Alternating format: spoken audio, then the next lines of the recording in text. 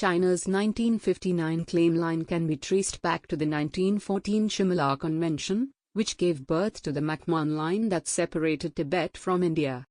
Since signing the Simla Convention on 3 July 1914, the Chinese never raised any formal objection to the McMahon Line until January 1959, when Zhou Enlai, the first premier and head of government of the People's Republic of China, wrote a letter to then Prime Minister of India, Jawaharlal Nehru.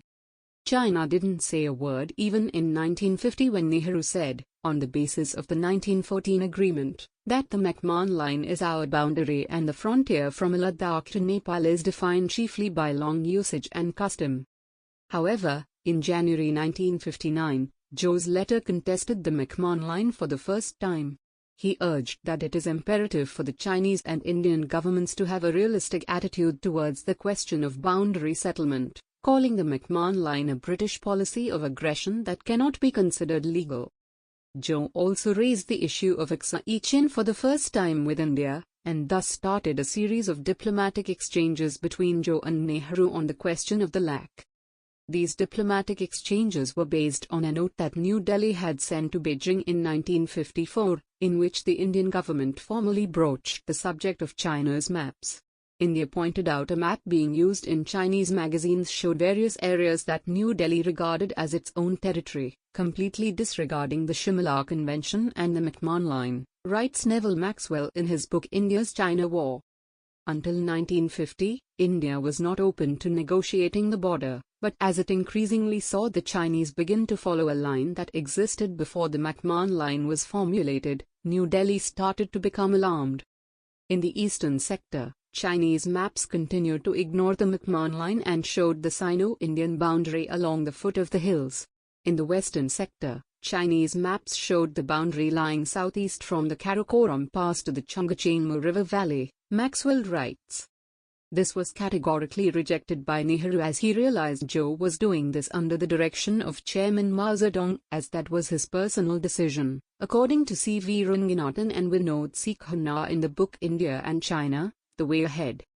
Nehru was insistent because by January 1954, the Northeast Frontier Tract became the Northeast Frontier Agency, NEFA, and the Indian control had finally been secured all the way up to the McMahon Line. 4 decades after it had been drawn at the historic meetings in Shimla, Bertil Lintner writes in China's India War, Collision Course on the Roof of the World. Zhou's proposal.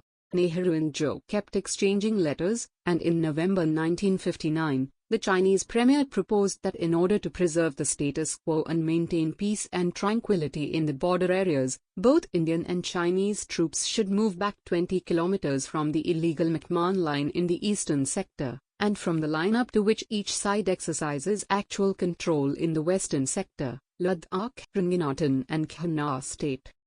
Between January 1959 and Zhou's proposal in November 1959, ties between India and China came under considerable strain with the outbreak of an uprising in Tibet's capital Lhasa against the Chinese occupation, which led the Dalai Lama to seek shelter in India. Maxwell notes that according to Zhou's proposal, neither side would send armed patrols into the areas from which they withdraw, neither side will establish military posts in those areas, and only civil administrative personnel and unarmed police will be present. But India rejected this proposal too. In Indian perception, Zhou's proposal would leave the Chinese deep inside Indian territory in the western sector, while Indian troops would have to withdraw further into India. In NEFA, such a withdrawal on the part of India would have imposed logistical difficulties for India, according to Ranganathan and Khanna. The war. To discuss the issue more deeply, Nehru wrote to Zhou in February 1960, inviting him for a summit meeting to India. Opposition parties were up in arms and protested the visit, even as they cautioned Nehru to discuss border-related matters with Zhou.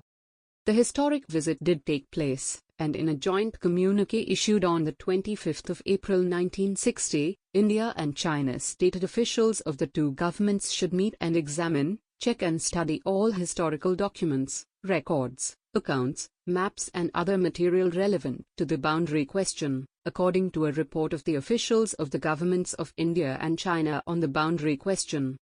Zhou also presented his own 6 points, a move intended to somehow make India agree to their viewpoint, says former Indian Army Chief J. Singh in his book The McMahon Line. Finally, with nothing working out by 1962, China began to prepare to strike India.